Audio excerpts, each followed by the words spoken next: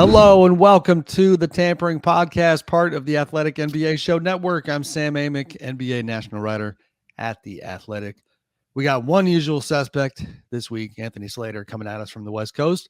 We have friend of the show, friend in life, friend of all Minnesota Timberwolves fans out there. You know him, you love him. John Krasinski, what's up, brother? How are you? What's up, fellas? How's it going? Nice to see you. It's been so long.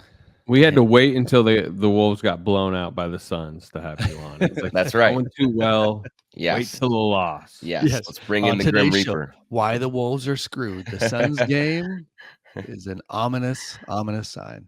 Now, today's show, as you might imagine, if you have a guy of John's ilk on, is going to be very heavy on the Timberwolves, but we're going to talk Warriors, of course. The news comes down, guys, and we're going to get into the West and league at large like we always do.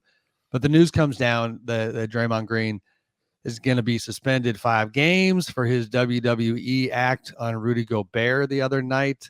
All three of us were there. We're going to share observations, analysis, all that stuff. But in terms of the ruling, you talk about Groundhog Day. How many times have we jumped on a pod, written a story, talked about, did the league get it right on Draymond? I mean, he is, long since become the number one offender when it comes to kind of moments like this. And so you've got, for anybody who is living under a rock, you've got Jaden McDaniels and Klay Thompson getting into it at the start of that game on, today's Thursday? So that was Tuesday night? Tuesday night. In-season tournament Tuesday. Come on. That's right.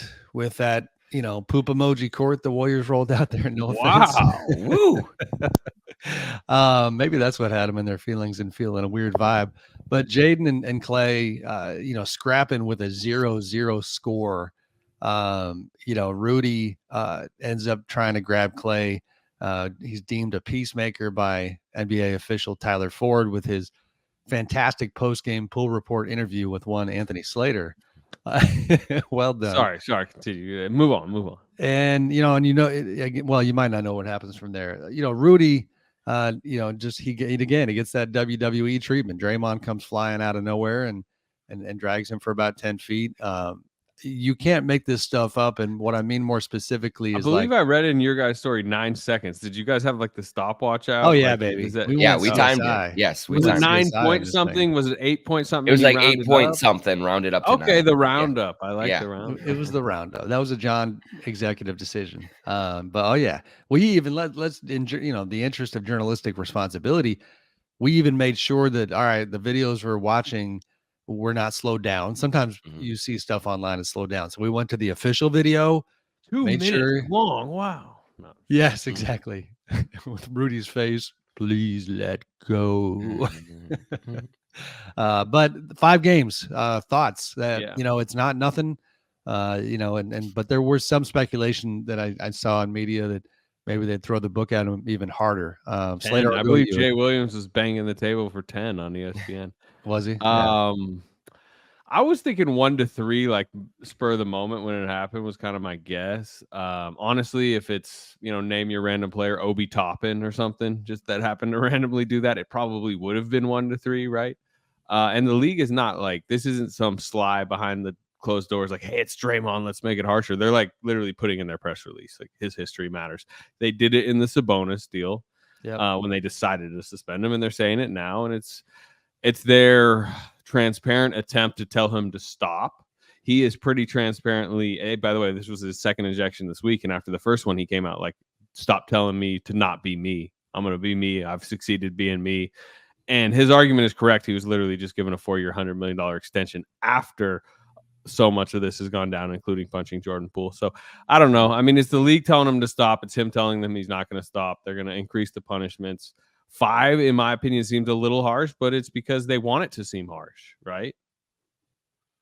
That seemed to me, Slater. I mean, I walking out of the arena and just trying to process it all, also knowing that the league was going to take his history into it. I thought it was going to be in the 3 to 5 range. Talking to some Timberwolves people, I think they were more on the Jay Williams side of hoping it would be more even to send a bigger message. They thought that it was completely unnecessary and egregious the way that he went in on Rudy like that. But when you settle in and you look at it and it's 5 games, I mean, that's not a small number of games for a suspension. So I look at it and say, yeah, that seems about right to me. I really do think if it would have been 3 or so, you could have made an argument that's a little light, just given his history and just given the act itself.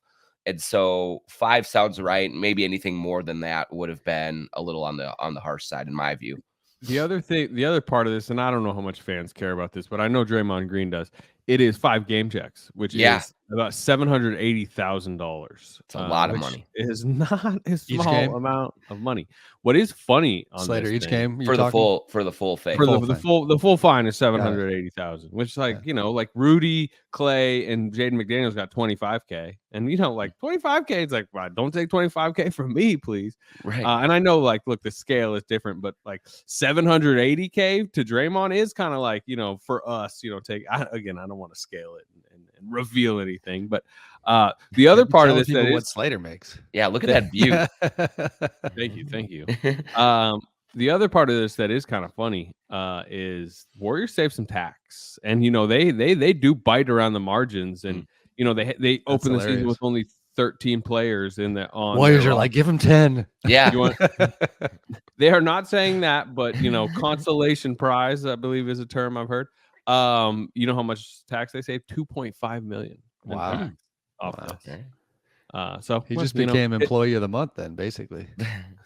Look, if this was second tax apron ducking, then this would really feel kind of like slightly important. We're still a year from that, but they just learned there is at least like kind of like the headlock strategy if you need to duck some tax.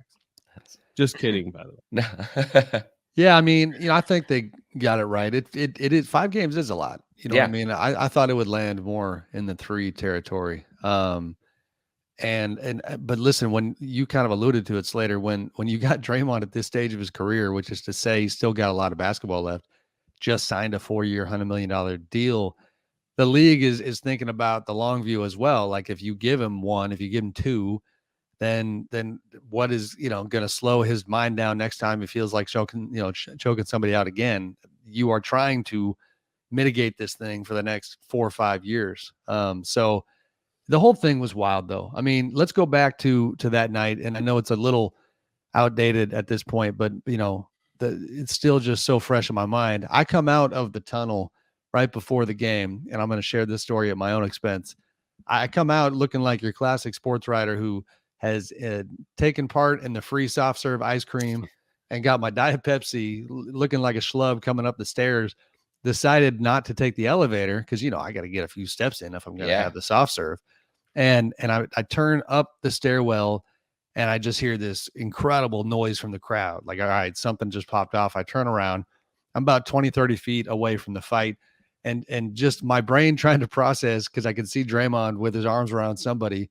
And I'm looking through, and I think I have this right, John. Is Rudy 27? Is that the jersey number? Yeah, that's right. I literally am looking through like the, kind of flesh and humanity and going, oh, Lord, is that a 27 on the jersey? Like, given 3 years ago, Draymond making fun of Rudy for crying when he didn't make the All-Star game, given the defensive player of the year beef that we all knew was there, because it wasn't just Draymond. There was this kind of sentiment in years past about Rudy getting way too much credit for his defense and Draymond seeing himself as the best defender on the planet.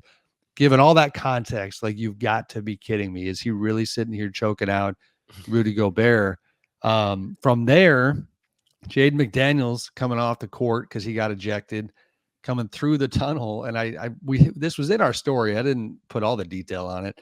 I looked to my left, and as Jaden's leaving, Clay's brother, Michael, who's on the Warriors staff, he definitely, took a circuitous route to come say a little something to Jaden. He probably walked about 40, 50 feet to catch him at the hallway. They end up exchanging words, and I'm talking playground stuff, like, cover your ears a little bit. I asked Jaden about it later, and I just assumed they must know each other. There's got to be beef. This has got to be personal. I said, man, I saw you got into it with Clay's brother a little bit. And he's confused. I said, what do you, the guy by the tunnel, the hallway. And he just laughs. He goes, oh, I didn't even know that was Clay's brother. I was like, oh, all right. You just saw a Warrior shirt. Probably thought it was a fan. Clay's brother is a proud older brother. Sure. So, Yeah. I'm not mad at it. I mean, no, Yeah. no, I yeah. know. It's just Yeah. it adds an extra layer, which makes it kind of funny. For sure. For sure. But for you guys, again, we've been, thousands of nights at the office. This was a different kind of one. How did it hit you? In-season tournament, Let's baby. go. Just get ready for this every time they pop that cord on the floor. What I do know is that after the Sunday game and the Wolves winning that one, and with Steph out, they kind of expected the Warriors to try to be super physical, like just to really try and the Warriors were physical with them on Sunday. And I think that there still is a belief out there in the league that if you can get into the Wolves' heads, Rudy's, Cats, those kinds of situations, maybe you can rattle them and get them off their game. And so they came in, I think, a little bit ready for that. And then, but to see it jump off that quickly was still like, okay, no one had scored a bucket. It was a little ragged to start that first 90 seconds, and then we're on. And it's just like, holy cow, okay, this is really going down. It was right. It was something, man. Slater, before we're going to talk a lot of Wolves and get past this incident, but this is in the news right now. I want to unpack Draymond a little bit. And again, we've done this countless times. But if you go back to, you already hit on it, the Cleveland game, the Donovan Mitchell stuff, the Anthony Edwards thing, and the first Wolves matchup, you got this 3-game stretch where his energy is seemingly in a different place on a higher level, maybe even than normal. To whatever degree you can, like, unpack where you think he's at, because it matters a lot. This Warriors team still sees itself as a title contender. They need Draymond, a great amount to be at peak Draymond and on the floor, by the way, if that's going to happen. So where is he at? What's going on with him? How did you see some of this stuff if you try to go a little bit deeper with it? Yeah, I think he's trying to kind of jumpstart the team a little bit. They're 1-4 at home, which is weird. It's like a complete reversal of the trend from last season, where they could only win at home and always lost on the road. Now they're 5-2 on the road and 1-4 at home. But the starting lineup particularly has been bad. Wiggins and Clay have opened the season poorly. And particularly to open that Wolves game, as John mentioned, without Steph, I think it's him. He views himself as the emotional engine of the team and has been for a decade. I mean, we all know that. And I think physically he's not quite there. Remember, he comes into camp not necessarily in the best condition, and he sprains his ankle, and that sets him back. He misses all the preseason, the first 2 regular season games. I think he's trying to work himself into shape, and until he's fully feeling like himself, I think it's a little bit of an overcompensation of like, well, if I can't physically dominate a game defensively like I want, I need to emotionally dominate it a little bit more. And at home, where they are trying to create, some momentum to open this season, I think he's just bullying a little bit, which is like, they want him to do that. I mean, it's kind of his role on the team. So I don't think it's some deeper, like Draymond's in complete decline and he's figuring that out. So he's just deciding to rumble around. And I thought it was a funny quote from Rudy Gobert, but I don't agree that Draymond just wanted to get ejected because Steph wasn't out there. I mean, they want to win that game. So I just, I think again, maybe it is a little overcompensation, but it's also just Draymond Green. What was that? His 18th ejection, I think, career. It's going to happen. It's going to happen probably 2 more times this season. The technicals are going to happen. I mean, you want to know what's weird? So he gets ejected twice this week. This ejection landed a lot better in the locker room than the first one did, because the first one is that I'm arguing with the refs and I get the first, and then I'm kind of doing some extracurriculars with Donovan Mitchell that aren't exactly related to the game. And then, oh, boom, now I'm out of an important 3rd and 4th quarter. This one, at least in their locker room, landed like he was protecting Klay Thompson. He just came in like, get off Klay Thompson. And it was egregious for sure, but it was like, whatever, that's our protector. I will say, is a quick follow, because Slater and John both, we debated the hell out of it that night. I think one part of my opinion that has changed and evolved, and admittedly listening to some former athletes on this particular topic, is I think I'm going to endorse the idea that if you're Rudy, who gets deemed a peacemaker, which is probably a little simplistic. I mean, listen, the league ends up giving him a $25,000 fine. So that was a nod to the Warriors. Like, okay, we kind of agree that he probably should. For sure. But the specific part is, I have not been in a fight like this on a, sporting field before, but the idea of That Rudy. actually surprises me, Sam. Let's see, is that true? That is a true statement, I think. Mm-hmm. But you're No grabbing the baseball other ball. team's player. That's one distinction that was made by a lot of athletes. Like, grab your guy, don't grab the other team's guy. Like, if you don't want the reaction that comes like it did from Draymond, like, there's going to be zero trust when one of Clay's teammates and chief among them, Draymond Green, sees anybody on the Jazz, let alone the Jazz. Look at that little slip on the Wolves, let alone Rudy Gobert grabbing Clay. So, if you could unpack it again and reverse engineer it, like Rudy grabbing Jaden is the way to go, not Clay. And I think if he grabs Jaden, then we got a whole different outcome. Yeah, and I'll say this: the way that the whole skirmish sort of unfolded and crossed into the Warriors side of the court, Rudy was on the side of, like, Clay was just closest to him. Yeah, no, I get it. But Yeah. I agree with you. Like, I understand Draymond looking and saying, "Wait a minute, their guy has my guy. I'm coming Right. in to the fold here." Like, 'Cause I'm I not- think Draymond saw it as, okay, first it's just Jaden and Clay scrapping. Now the Wolves other guys are jumping in, so I better jump in too. Well, So yeah, and then it's like, oh, I'm sorry, it's Rudy Gobert. Let's go. and I Let's think go. then he did Lock the wrist. 27 on there, and he probably put a little extra mustard on coming in for sure and He doing did. it.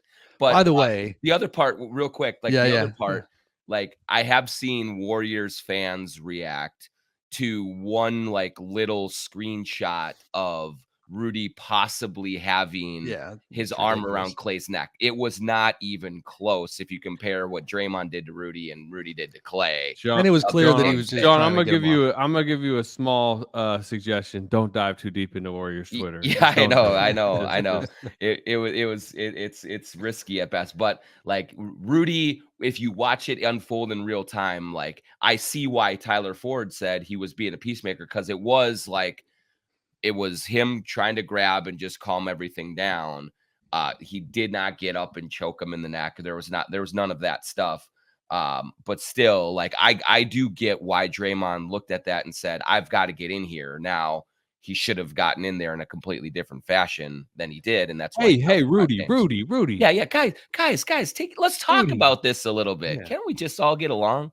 So I'm going to push it forward here, but my last thought, just unpacking, excuse me, the whole incident. John, whoever was responsible within the Minnesota Timberwolves organization for starting the messaging and the kind of under the surface PR angle of, hey, let's talk about how Draymond doesn't like playing without Steph on the floor. Hey, guys, and this is my own commentary, disclaimer. This is not reporting from behind the scenes. Hey, guys, do you remember those rumors about how Jordan Poole said something to Draymond about how he was riding Steph Curry's coattails? And I think that's a trigger. Like, let's just make fun of Draymond and talk about how he doesn't want to play Steph or without Steph, because post game, people behind the scenes, and then Rudy on the record, I'm going to read the quote here, going down that road. Oh man, I had it all ready to go. No, it's not there. Hold on. Here it is. It's kind of funny, Gobert says, because before the game, I was telling myself that Steph is not playing. So I know Draymond's going to try to get ejected. Every time Steph doesn't play, Draymond doesn't want to play. It's his guy, Steph. He'll do anything he can to get ejected. I love it from a media standpoint, guys. But within that, like Rudy talking about if he knew, and I'm paraphrasing, but I'm pretty close. Like if he was better at choking people, it would have been bad. Like, cool. We're challenging Draymond to improve his choking technique for the next matchup. I'm a little nervous for Rudy going forward. I'm not going to lie. By the way, so currently they only have one more game, March 24th in Minnesota. That's where I'm going to be. but if the league, with this in-season tournament, there's actually a little small portion of the schedule that's like undetermined at this point. If neither Minnesota or the Warriors make it to Vegas out of the group, then they have to make I think a game or maybe even two more games on the schedule, like right in that like December 5th range. And I know one of the options for the Warriors is to go to Minnesota because they only go there once. Although I will say, I think the league should do that, is what I'm saying. That there's no seems way. like the obvious schedule. No, because knowing the NBA's business machine pretty well, there's no way they're doing anything to take away from Vegas. Oh man, another know what I brawl, mean? round 2. Yeah, taken away from the Maybe from the they'll just tournament. put that game in Vegas. Like, this is, how when Just you go to the bump UFC somebody. in Vegas, Put it there's Coliseum in Rome. Let's what do go. they call the what do they call the matches before, like, the like kind of like the grand finale? The Yeah, undercards. The undercard. There you go. I mean, can that Yeah. not be Wow, Slater's not headed for an MMA career here. I like it. know. Yeah. All right, let's Yeah. get into the Wolves, John. Oh, by the way, they're a pretty good team. They get plastered by the Suns last night, which kind of killed the vibe on this let's hype the Wolves train. But it's one game, and it's a back-to-back, and the mental kind of baggage that might have come with what happened the night before. Who knows? Anthony Edwards. I didn't watch a lot of that game, but the box was pretty ugly. And I think it was a -25. Yeah. Didn't shoot real well. Rudy had a quiet night. I mean, they were down 30 plus, I believe. But big picture overall, you're talking about a team that is the 8-3 now. I got that right? 8-3. 8-3, still have the #1 defense in the NBA. I was very impressed with what I saw, particularly in the first game where it was the actual two teams playing, and them getting that game. I mean, I can't remember. This might be a little hyperbole, but a team, and again, it's early, but where you've got this narrative from the season before, which is like, what a bunch of morons. They put these players together who don't fit, and it's never going to go anywhere. Now, that's my fan speak from what a lot of critics had to say. Rudy takes a lot of hate from NBA fans, and so he became the poster boy of that criticism. Karl Anthony Towns has a lot of folks who don't, necessarily like his game. And it was just, they were a little bit of the laughing stock. Then you turn and after, again, before last night, they're 8-2, 10 games in, you're going, damn, I don't even have to squint that hard. I can see where this team, I don't know where they're going to land ultimately, but they're going to be a problem. They challenged Denver more than people really gave them credit for in the playoffs. Last year, it was 5 games, but it was tight. It's funny because the Lakers like to flex on the idea that, that their sweep was super competitive in the conference finals and is like nothing compared to what Minnesota gave them. This team better than anybody. Just what's real and what's not at this point in the season with this group and what they've done. Yeah, I mean, I think the biggest difference right now that you can see in the way that they're playing is the familiarity is a huge thing. I mean, we saw how important it was for the Nuggets last year and their run to the title, but last year was very disjointed for this group, trying to learn Rudy Gobert, trying to figure out how to work this too big lineup. Like, you had Karl Anthony Towns miss 50 games. Towns and Gobert were both out in training camp with injuries. And so they just never felt like they got any kind of solid ground underneath them. Now, coming back in year 2, people, they have Mike Conley at point guard, which has been a huge thing for them to just organize, to help empower Rudy Gobert and do those things. But Rudy is healthier. He is moving really, really well outside of last night on the second night of a back-to-back. But it just feels like a team that knows its identity a little bit more, that it's that the identity is on defense. They are so long with Gobert and Towns and McDaniels. Edwards is big. They have just a lot of length to bother people. And so when you look at reasons to believe that this start that they are on is not just, a hot streak that so many teams go through in a long season, and theirs is just happening to come at the beginning, I think everybody looks at the defensive weapons that they have and how sustainable that model is. And so if they can keep building on that, I mean, they've already beaten Golden State at home twice. They've beaten Denver, they've beaten Boston, they beat Miami without Jimmy Butler, but they have some real wins on their resume to say that, hey, this maybe isn't a fluke. This isn't just a little flash in the pan, that this is a team that's kind of come together and figured some things out. Yeah, they're first in defense, 18th in offense. So we know what the identity is. They have 2 guys who you can they just score late, right? Like the Warriors in a lot of ways outplayed them in the second game after all the injections, but just late they didn't have, they had Steph was obviously out, Clay and Draymond ejected. They didn't have like go-to guys to close it out. The Wolves did, right? Towns hit 2 huge threes, and then Edwards made that play, for the Conley corner three, and they just, they kind of steal that win.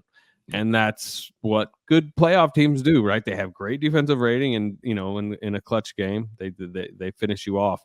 I would want to ask about McDaniels, because he doesn't play obviously after the ejection, but what was his contract? Is 5 years, 130 million or so. So it was 100. So he's really at like about 27 per year going. That's forward. A huge commitment for a team that isn't just like, hey, we got room, why not? Right? I mean, they're in a very complicated financial situation, but view him in such good light and of such a importance long term that they committed that type of money. Tell me about his growth and what he is becoming.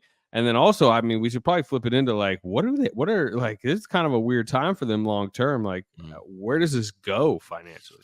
Yeah, I mean, for McDaniels specifically, he's been terrific when he's not getting thrown out of games. He is a super long. He's almost 6'10" now, and he can guard. He guarded Steph on Sunday. He guards Luka. He guards James Harden. He guards the best perimeter player every game, and he usually makes things very tough on them. I know Steph had 38, but I think he had to work really hard for those 38. He had 5 turnovers as well, so trying to make it tough on him. But here's the difference with McDaniels that sets him apart is, he can do it on the defensive end, and he's really, really good on that end, but he can also make shots. He shot 40% from 3 last season. He has a little bit more in his bag this year in terms of cutting, getting to the basket, the mid-range game a little bit. So they really think that he's a two-way player, that he can be a guy that you put next to Anthony Edwards for a very long time, and that's a building block. And so to get to your other point of, why did they commit this kind of money to him, given that Towns and Gobert on max deals, given that Anthony Edwards is on a max deal? If you look at kind of the construction of the team, yes, right now, like this is kind of a win now group, because you have Conley and Gobert who are older. Towns is like now in his prime at 28 years old, and it's kind of go time. But they also then view it as, as Gobert phases out of his contract, as if Conley has to move on, if a few of the other veterans go out, you still have McDaniels, who's 24 or 23, Naz Reid is 24, and Anthony Edwards is 22. And so there's that young group and core that will eventually kind of graduate and take over. It's just a matter of, is it right now? Is it next year? Is it 2 or 3 years from now? That's going to be the interesting thing, to see how quickly they have to kind of shift gears financially that way. John, to that point, what is your updated opinion on the organization's view of its own payroll? Because, we get caught up in the action and the emotion that comes with, hey, this team's pretty good. And so you give them the respect they deserve right now on the floor. But Tim Conley, head of the Wolves front office, and his staff, they obviously never lose sight of the long-term plan and just the books, if you will. The narrative coming into the season, which is that it was only a matter of time before they would inevitably have to send Karl Anthony Towns somewhere for both financial reasons and then maybe just to try something new. But I don't know, man. I'm around that team for a couple days. And again, I'm a prisoner of the moment, admittedly, right now. But Chris Finch talking ad nauseum about all the things Karl has done this season to improve the collective. You don't often hear coaches talk about star players and the little things. I mean, he's talking about, being vertical on defense and being willing to guard on the perimeter more than before, and allow them to do things defensively that they couldn't do last season. He's talking about setting screens and getting grimy and mainly lauding Karl for checking his ego at the door and doing what this group needs. So in the moment, it's kind of a neat little story how they're seemingly coming together a bit, but that doesn't change the books. I don't have the collective math in front of me, but even just, man, if you look at, I'm looking at the 2025-26 season, and just to focus on the core. I mean, you'd be paying Rudy Gobert $46 million, Carl $53 million, Anthony Edwards $38 million, and then, oh, by the way, if Naz Reid, or when he picks up that option, that's 15. They just got a lot of massive numbers on the books, and we all know the second apron is always looming. Just how do you see that? Yeah, I mean, it's complicated for sure. Right now, I think that you can look at it and say, why are they in this position? Well, they're in this position because they want Anthony Edwards to be winning games as a young player and be, getting into playoff series and going deeper into the playoffs. And if he is truly going to be the number one guy on this for this franchise for the foreseeable future, you can't have him wasting away in lottery seasons. And so I think in some ways it's been mission accomplished because they want to be competitive and they want to put Edwards in that position to learn and to grow, and so he can be ready. And so, but that also leads to the point of this is a very, very big year for this roster as currently constructed. They have to win a lot of games and have success in the playoffs to have a chance to stay together, because that second apron is coming. They need to really see a viable path toward a huge playoff gates and ticket receipts and generating a lot of revenue that way to justify keeping this group together. I know this is a big conversation with people, among the national scene about looking at what the Timberwolves perspective, but I do think that there's one thing that everyone is kind of missing, is that this team has been out of the first round of the playoffs one time in its entire existence. This is the 35th year of the franchise. Like, you need to really change the identity of how this whole franchise is being perceived. And so I see why they want to be aggressive here, and keeping Karl Anthony Towns gives them an opportunity to match up better against Denver, to really kind of get into playoff series and have a chance to win them for the first time since Kevin Garnett was in his prime here. And so I think there's real value in that. Now, there may be some things that they have to do down the road to pay for that success, but they have not had any success. And so if they can start to build some sort of foundation and of success and change the perceptions of this team while you're kind of catapulting Anthony Edwards into stardom, that gives them a chance to build on it going forward, no matter what they have to do financially. So I think it makes a lot more sense than maybe some people kind of at first blush, kind of look at without knowing the whole context. What's the ownership dynamic right now, and how does that play into all this? Yeah, I mean, that's another complicated issue. Right now, Glenn Taylor is still the owner, but by December 31st of this year, Mark Lowry and Alex Rodriguez can exercise their final option to buy the last 40% of the team and become majority owners, which would likely happen in the spring of this year as the whole transaction is completed, and assuming it gets league approval. We don't know exactly yet what kind of financial buying power they bring with them. We can assume it's not Steve Ballmer level money. We can assume, as of right now, they don't have Lacob level money because they don't have a new arena. Hey, they acting like they do. They are, yeah. So maybe they do. I don't know. And they could, yeah.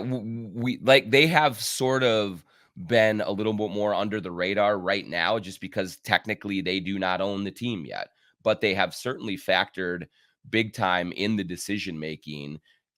They were the ones that recruited Tim Connolly from Denver to Minnesota and gave him a hefty financial package to do it.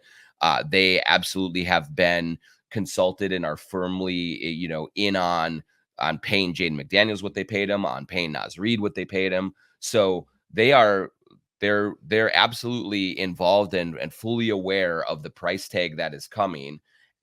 Here's what they have going for them, though.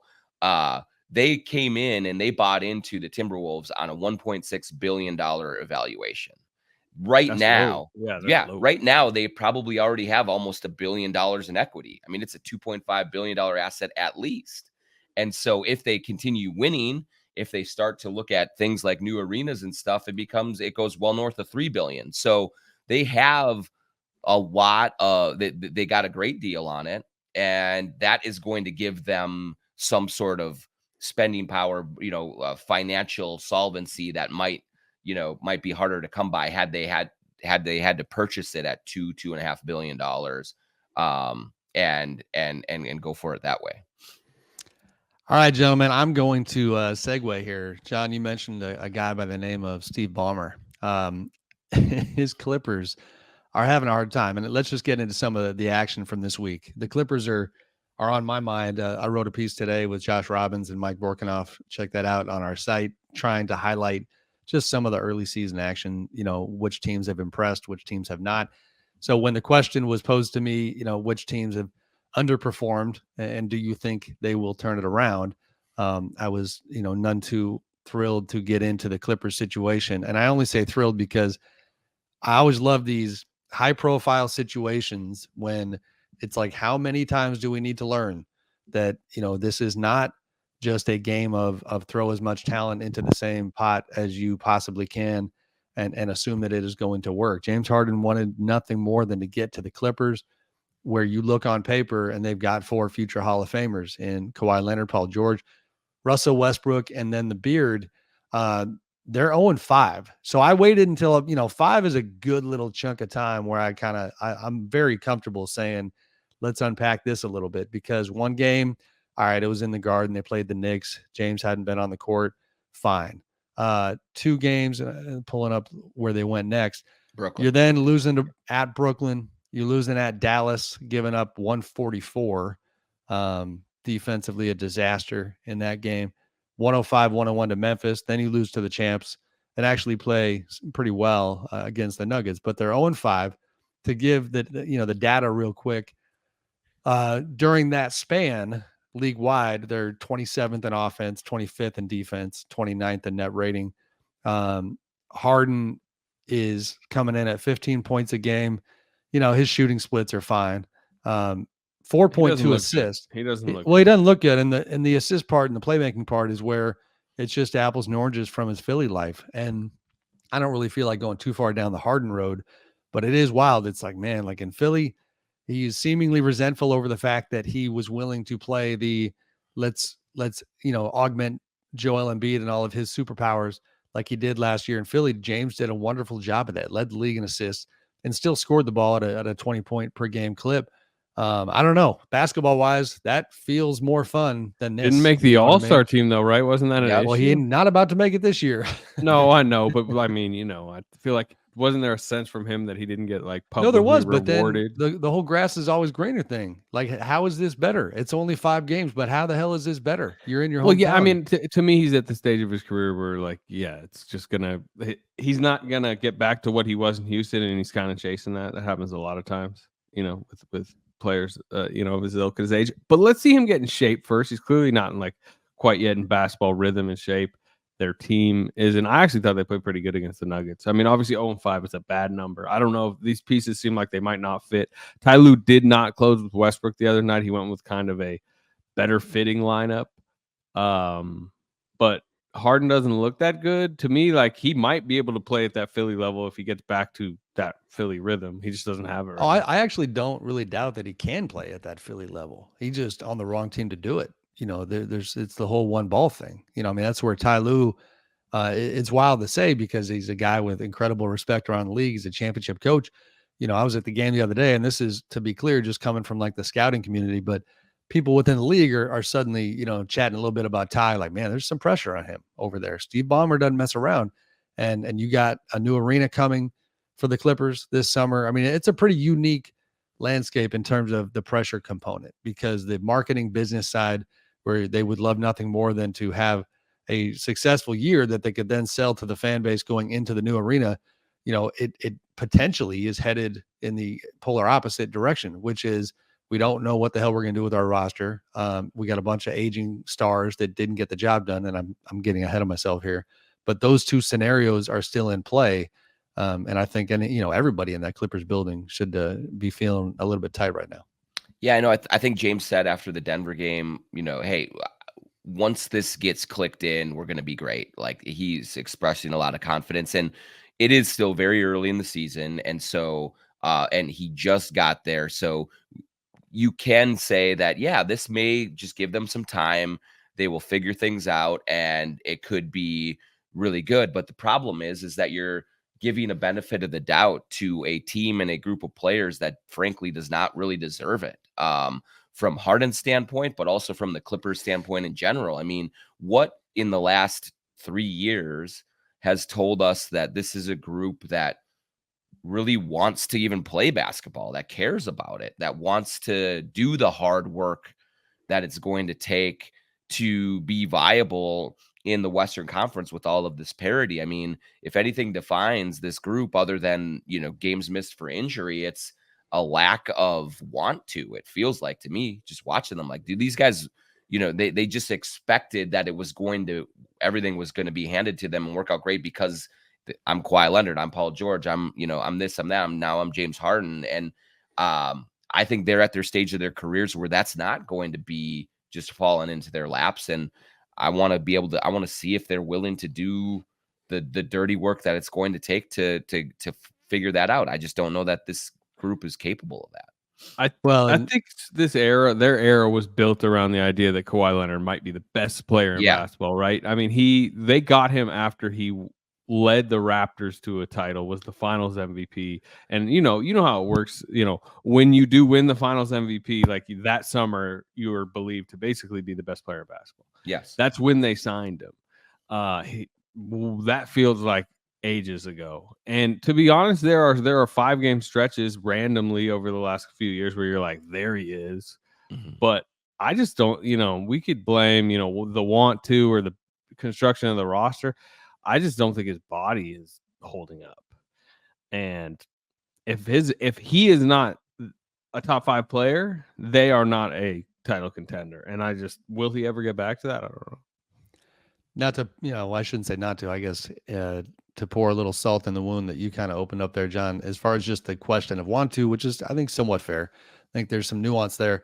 Lou Williams was on the Paul George podcast recently. I think this is where that was from, but he was talking about the old bubble experience, which admittedly for me, in terms of my opinion of this Clippers group, it's pretty tough to get those memories out of my head where I was, in the gym when Paul George was hitting threes off the side of the backboard late when they were blowing a 3-1 lead to the Nuggets, and just seeing a level of basketball that was, about as low as you can get on that level. In terms of their mindset at the time, and maybe even at times since, Lou says, we didn't even want to go to the bubble. Mentally, we came into it without the right mindset to finish the job. We didn't even want to be there. And I think once we got there, we were in it.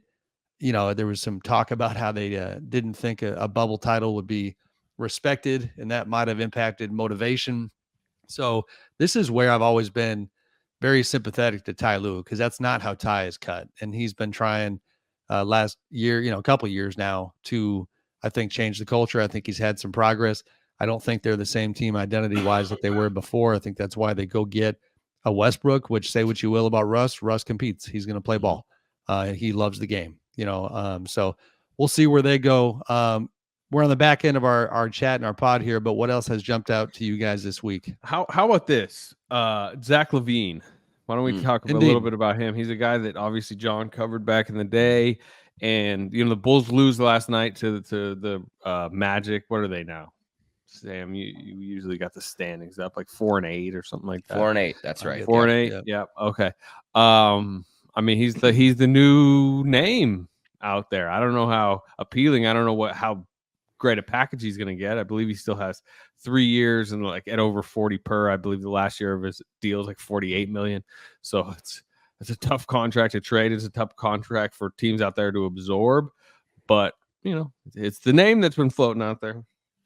Yeah, I mean, I think that, watching Zach's put up plenty of good numbers when he's been in Chicago. He's been in an all-star game. He's scoring plenty. I think he had 51 earlier this year, right? And they lost that game. It's just been a matter of, can this group with that kind of production, is he the kind of guy that impacts winning in a way? And it hasn't happened yet. I mean, he and Vooch and DeMar DeRozan, like, that group has a ton of offensive talent, but everything that you hear coming out of Chicago is it's just not working. Like, and Zach was I think public this week saying now is not the time to talk about whether he wants to be there or not. When a player says now is not the time to talk about it, that means now is the time, and that he doesn't want to be here. And it sure seems like that group, it feels like, has been ripe for some sort of significant change the last couple of years, and they just have stuck with it. And now their kind of backs are against the wall. Yeah, I agree with all that. Our Darnell Mayberry, who covers the Bulls so well, had asked Zach essentially about, is it a distraction? I believe was some form of that question. And Zach said, Darnell, like, I've had this for 3 years, man. Like, Yep. So there was a fatigue that came with that. He's not wrong. He's been in the rumors for a long time. And a lot of it is that, these Bulls, when they jumped on the scene and got Alex Caruso and had Lonzo Ball and Arturas Karnisovas had taken over the front office, they had a short little spell when it seemed like they actually put a roster together that was going to contend in the East, but nobody has believed that for quite some time. And it feels like there's a fait accompli component here that Zach obviously now is eventually going to be on the move. My other big takeaway with Zach, guys, and you know this really well, is this time of year, there's always a Zach LaVine, meaning a high profile player whose name hits the market in a substantive kind of way, and then teaches you and shows you and reveals where a bunch of different teams are at. Because regardless of where Zach goes, when you talk to people around the league and you start hearing the same team names attached potentially to Zach right away, for even for my purposes, the way I like covering the league, I care less about where Zach ultimately lands than I do finding it fascinating that, and I'm going to read a list here because I made some notes the other day, when you are hearing consistently Lakers, Heat, Knicks, Hawks, Philly.